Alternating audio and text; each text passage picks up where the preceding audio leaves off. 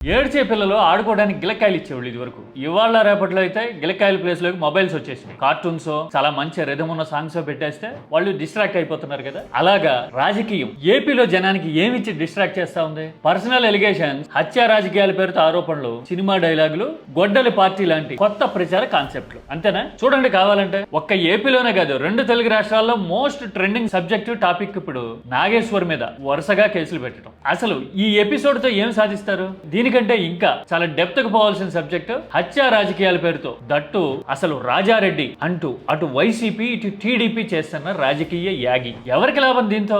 అసలు టీడీపీ ఇలాంటి వ్యూహాన్ని ఎందుకు తెర మీదకి తీసుకొచ్చింది? పైగా ఆ పార్టీకి ఓటేయొద్దు అంటూ ఈనాడులో ఇదిగో ఇలా ఫ్రంట్ పేజ్ లో హెడ్డింగ్ మరీ పెట్టి రాశారు చూసారా, చంద్రబాబు అన్నారని. ఇలాంటివి చూస్తా ఉంటే టీడీపీకి మళ్ళీ హిస్టరీ రిపీట్ అవుతా ఉందా? ఎదుటి పార్టీ మీద ఆరోపణలు చేయబోయి రాయి ఎసరబోయి టీడీపీ నాయకత్వం తనంతట తానే మరోసారి ట్రాప్ లో పడతా ఉందా అనిపిస్తా ఉంది. పైగా ఇప్పుడు ఆ చారిత్రక సందర్భానికి కాస్త అటు ఇటుగా యానివర్సరీ కూడా. మరి ఏంటా యానివర్సరీ? ఎదుటి వాళ్ళని ఇరికించబోయి టీడీపీనే ఎలా ఇరుకుని పడతా ఉంది? జనం కళ్ళకి గంతలు కట్టబోయి టీడీపీనే మరోసారి కళ్ళు మూసుకుంటుందా? చెక్ చేద్దామా 1 by 1. ఇందులో లాజిక్ ఉంటుంది, హిస్టారికల్ ఫ్యాక్ట్స్ ఉంటాయి, తిరుగులేని కంపారిజన్ ఉంటుంది. అన్నట్టు టీడీపీని 2 భుజాల పైన మోస్తున్నాం అని చెప్పుకునే 2 మీడియా సంస్థలు అదే పార్టీకి ఎలాంటి నష్టం చేస్తున్నాయో కూడా మనం మాట్లాడుకోబోతున్నాం. ఇది వెరీ ఇంట్రెస్టింగ్. చివరి వరకు చూడండి, కామెంట్ చేయండి. ఈ ఆర్గ్యుమెంట్ మరో 10 మందికి చేరాలంటే హైప్ చేయండి, కీటాక్స్ కి సపోర్ట్ చేయండి. This is my humble request.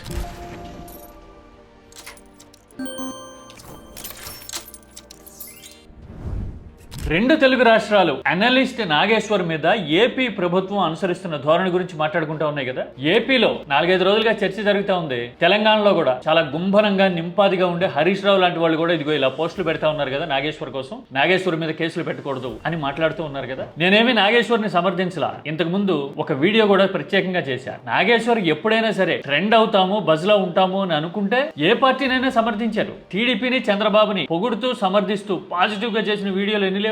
ఇప్పుడు కూడా అదే పని చేస్తుంటారు. ట్రెండ్ లోకి వస్తామని అనుకుని ఉంటారు, ఎదురు కొడితే కొట్టుండొచ్చు. ఇది ఒక 3-4 రోజుల్లో సద్దుమణిగిపోయే వ్యవహారం. ఒకవేళ ఇది ఇలాగే రప్చర్ అయితే గనక నష్టం నాగేశ్వర్కి ఉండదు, టీడీపీకి. ఎందుకని?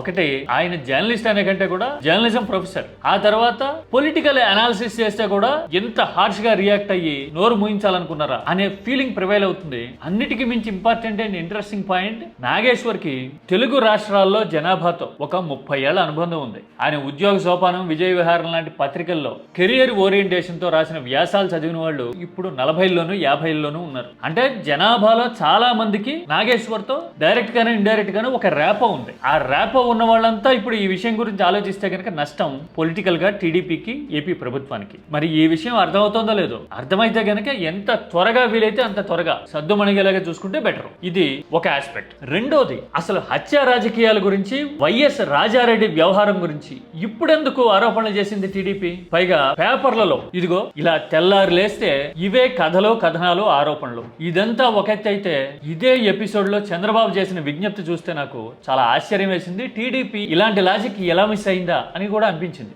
ఏమన్నారు చంద్రబాబు చూడండి. 1924 పేడ కళ.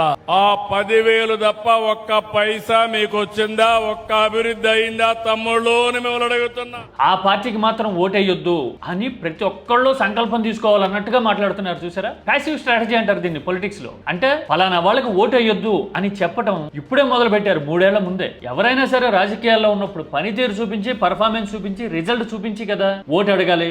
అది కూడా ఓటు ఎప్పుడు అడుగుతారు? ఎన్నికల టైంలో. అలాంటిది ఇప్పుడు ఎన్నికలు లేవు. చంద్రబాబు అడుగుతున్నది పాజిటివ్ ఓటు కూడా కాదు, ప్యాసివ్ ఓటు. అంటే వాళ్ళకి వెయ్యొద్దు అని చెప్తున్నారు. ఈ స్ట్రాటజీ చూస్తే నాకు 2018 నాటి వ్యూహం గుర్తొచ్చింది. అప్పుడు కూడా అంతే కదా.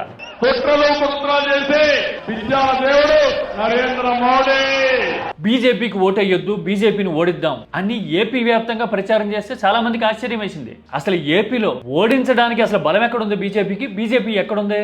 అసలు ఇలాంటి స్ట్రాటజీ ఎందుకు తీసుకున్నారు అని అందరూ ఆశ్చర్యపోతా ఉంటే చంద్రబాబు ఏపీలోనే కాదు మిగతా రాష్ట్రాల్లో, కర్ణాటక లాంటి చోట్ల కూడా తిరిగి ప్రచారం చేశారు బీజేపీకి ఓటేయొద్దని. ఆ రోజు బీజేపీ చెప్పిన మాటలేంటి, ఈ రోజు చేసే పనులేంటి అని అడుగుతున్నా. జనరల్ గా ఎన్నికలు ఉన్నప్పుడు తన పర్ఫార్మెన్స్, తన పనితీరు, తాను సాధించిన విజయాలు చెప్పి కదా ప్రచారం చేయాలి. చంద్రబాబు ప్యాసివ్ గా ఎందుకు ఎందుకు ప్రచారం చేశారు 2018లో అయినా? పైగా ఇప్పుడు కూడా అలాంటి ప్యాసివ్ ప్రచారాన్ని ఎందుకు తీసుకొచ్చారు తెర మీదకి?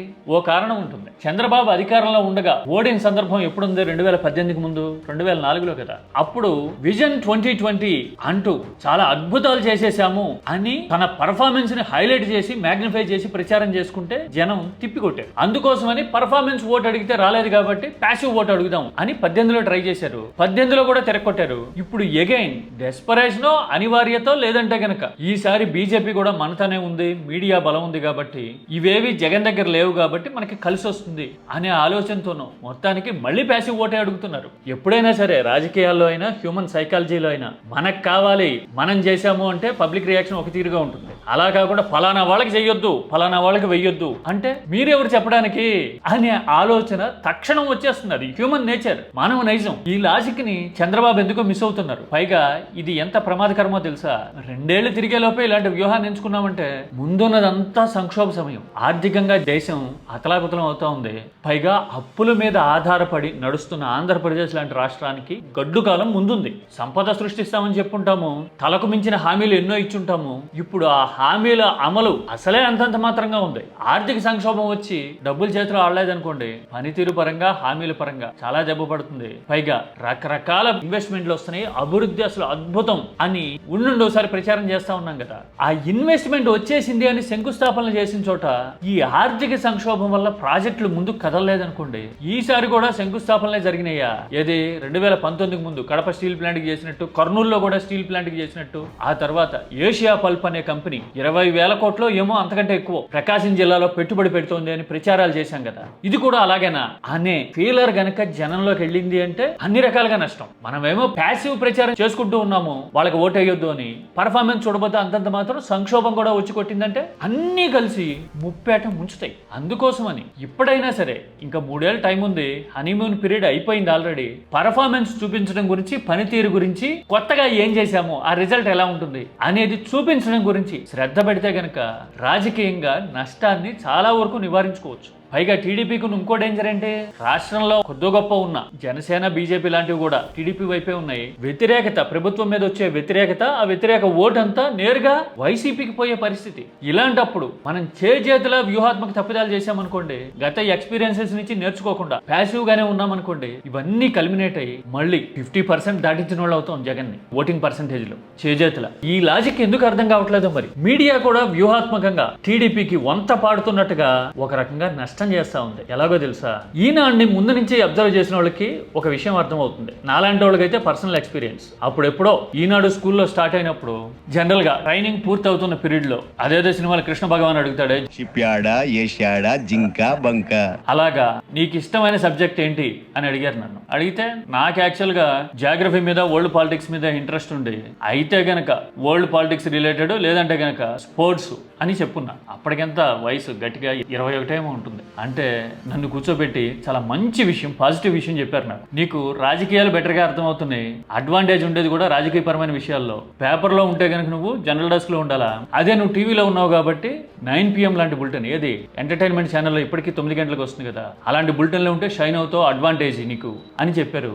నేను అదే ఆప్ చేసుకున్నా. పైగా ఇంకో మాట కూడా అన్నారు ఆ సందర్భంలో, మన దగ్గర ఎన్నికల ముందు రాజకీయాలు ప్రయారిటీ ఇస్తాం కానీ మిగతా టైంలో రాజకీయాలు అంటే ప్రెస్ మీట్లు ఇలాంటివన్నీ మనం ఫ్రంట్ పేజీలో పెట్టం. అసలు తెలుసా నీకు? ఒకసారి అబ్జర్వ్ చేయి పేపర్ అని కూడా చెప్పారు నాకు. పేపర్ చదివే వాళ్ళకి చాలా మందికి తెలుసు, ఎప్పుడు రాజకీయ నాయకుల ప్రెస్ మీట్ లో పాయింట్లు, ఏది చిన్న చితక రాజకీయ నాయకులు, మంత్రులు, ఎమ్మెల్యేల ప్రెస్ మీట్లని ఈనాడు ఫ్రంట్ పేజ్ లో రాసేది కాదు 4-5 ఏళ్ల కిందటి వరకు. కానీ ఇప్పుడు చూడండి, మంత్రులు, ఎమ్మెల్యేలు కాదు, మాజీ ఎమ్మెల్సీ మాట్లాడినా కానీ ఇదిగో ఇవాళ చూడండి ఎంత వార్త రాసిందో. అంటే ఎజెండా అయిపోయింది, తన పాలసీని కూడా మార్చుకుని మరి ఈనాడు ఇలా రాయడం మొదలుపెట్టింది. ఎందుకు అంటే ఒక డీవియేషన్, డైవర్షన్ ఇవ్వాలి, జనం ఎమోషనలైజ్ అయి తిట్టుకుంటా ఉండాలి. అది టీడీపీ నాయకత్వ వ్యూహం. అలా తిట్టుకుంటూ ఉంటే కనుక హామీల గురించి, పనితీరు గురించి మాట్లాడరు. వైసీపీ మీద ద్వేషం పర్సెంటేజ్ పెరుగుతా ఉంటే కనుక రాజకీయంగా మనకు అడ్వాంటేజ్ ఏమో అనే ఆలోచన. అంటే నేను అందుకే మొదట్లో అన్నది, ఏడ్చే పిల్లలకి మొబైల్ ఇచ్చి డైవర్ట్ చేసినట్టుగా ఇలాంటి ఆరోపణలు ఇచ్చి డైవర్ట్ చేయడానికి టీడీపీ వ్యూహాన్ని తెర మీదకి తీసుకొస్తే మీడియా వంత పాడుతా ఉంది. ఇంకొక మీడియా సంస్థ అయితే మరీ ఘోరం. నిన్న మొన్న పలికిన పలుకు చూస్తే నాకు అదే అనిపించింది, ఇంత డెలికేట్ గా తయారయ్యారంటే అనుకున్నా. అందులో ఏమన్నారు, మీలో చాలా మంది చూసి ఉంటారు, చదివి ఉంటారు. జగన్ నిజంగా తులసి మొక్క మొక్క అయితే గనక 11 సీట్లకు ఎందుకు పడ్డారో అని అడుగుతున్నారు. ఎందుకు పడ్డారో తెలియదా? ఇండియాలో పొలిటికల్ సిస్టమ్ మనకి అర్థం కాలేదా? చంద్రబాబు 2019లో 23 సీట్లకు ఎందుకు పడ్డారు? అందుకే జగన్ కూడా 11కి పడ్డారు అనుకోవచ్చుగా. పైగా ఇండియన్ పొలిటికల్ సిస్టమ్ లో స్టేట్ అయినా సెంటర్ లో అయినా పర్ఫార్మెన్స్ ఓరియంటెడ్ గా ఎప్పుడన్నా ఓటు పడుతుందా? పడిందా అసలు ఇప్పటి వరకు? 2004 సందర్భాన్ని తీసుకోండి. అంతకు ముందు 13 నెలల్లో కలిపితే 6 ఏళ్లకు పైగా వాజ్పేయి చాలా బ్రహ్మాండంగా పనిచేసి ఉంటారు. అంతకు ముందు ప్రభుత్వాలతో పోలిస్తే ఫినామినల్ అనిపించే చేంజెస్ తీసుకొచ్చి ఉంటారు. ఇస్రో లాంటి విజయాలు ఉంటాయి. దేశవ్యాప్తంగా విద్యా విధానంలో మార్పులు తీసుకొచ్చి ఉంటారు. గ్రామీణ సడక్ యోజన లాంటివి తీసుకొచ్చి అద్భుతంగా ఇన్ఫ్రాస్ట్రక్చర్ క్రియేట్ చేసి ఉంటారు. గోల్డెన్ క్వాడ్రిలేటర్ లాంటివి అయితే ఉండనే ఉంటాయి. ఆర్థిక సంస్కరణలు తీసుకొచ్చారు, టెలికాం సంస్కరణలు తీసుకొచ్చారు. ఎంత చేసినా గానీ వాజ్పేయిని పక్కన పెట్టలా దేశం. అంతెందుకు 2014లో కూడా అంతే కదా. ఆసియా ఆర్థిక సంక్షోభం వచ్చింది, ప్రపంచవ్యాప్తంగా ఆర్థిక మాంద్యం వచ్చింది. అయినా సరే తలెత్తి నిలబడేలాగా దేశాన్ని నడిపించిన నాయకత్వం మన్మోహన్ సింగ్ది కదా. కానీ ఆ పనితీరు ఎజెండా అయిందా? లేదు కదా. 2G పేరుతోనో మరో పేరుతోనో నడిపిన ప్రచారాలు ప్రివైల్ అయినాయి. చాలా ఆశ్చర్యకరమైన విషయం, అసలు 2G స్కామే జరగలేదని 2017లో ఆ తర్వాత 3 ఏళ్లకి కోర్టులు చెప్పినాయి మన దేశంలో. కానీ ఈ లోపల మన్మోహన్ ఓడిపోయారు. అంటే పనితీరు కాదు కదా ప్రివైల్ అయ్యేది, సెంటర్ ఎక్స్పీరియన్సే కాదు. స్టేట్ లో చూసినా కానీ ప్రతిసారి ఓవరాల్ గా ఫేస్ వాల్యూని ఇంపాక్ట్ చేసే చాలా పరిణామాలు ఉంటాయి. మరి అది ఇగ్నోర్ చేసేసి జనం కళ్ళ గంతలు కట్టడం అలవాటు అయిపోయింది కదా మనకి. అందుకని ఇలా తేలిగ్గా తోలనాడేద్దాం. అంత తులసి మొక్క అయితే 11 ఎందుకు వచ్చినాయంటే కరెక్టే అని చప్పట్లు కొడతారు కదా జనం అనుకుని చాలా చీప్ గా ఇలాంటి స్వీపీ కామెంట్లు చేస్తా ఉంది టీడీపీ మీడియా. ఇదే మీడియా సంస్థ ఏం రాసింది? నేను మొదట్లో అన్నారు కదా ఒక దగ్గర యానివర్సరీ సందర్భం ఉంది ఇప్పుడు అని. సరిగ్గా 2019 మే 25న ఏం రాసింది మీడియా చూడండి. అసలు ఎందుకు ఓడిపోయామో, జనం అభిప్రాయం ఎందుకు ఇలా ఉంది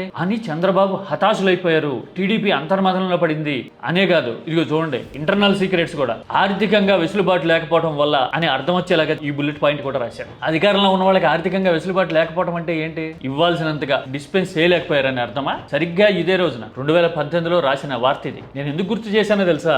అధికారంలో ఉన్నప్పుడేమో స్వీపీగా ఆరోపణలు చేస్తూ ఉంటాము, ఎదుటి వాళ్ళు తులసి మొక్క అని జనాన్ని డివైడ్ చేసేందుకు ట్రై చేస్తుంటాము. ఓడిన తర్వాత ఏమో అసలు ఎందుకు ఇలా జరిగింది అని అంతర్మతంలో పడుతూ ఉంటాం. పైగా అదే ప్యాసివ్ క్యాంపెయిన్ మోడల్ ని మళ్ళీ ఎంచుకుంటాం ఇప్పుడు. దీనివల్ల టీడీపీకి నష్టం, ఎలాంటి పరిణామాలు ఎదురవుతాయనే తర్వాత ముందు జనం విలువైన కాలాన్ని కోల్పోతూ ఉన్నారు. పరిపాలనా పరంగా జరగాల్సిన మేలు జనానికి జరగకపోతే మరో 3 ఏళ్ళేమో టైం ఉంది కదా. ఈ 3 ఏళ్ల టైం ని ఇలా ఆరోపణలతో కాలక్షేపం చేసేస్తే ఏపీ మరింత కష్టాలు ఊపిలేకపోతుంది.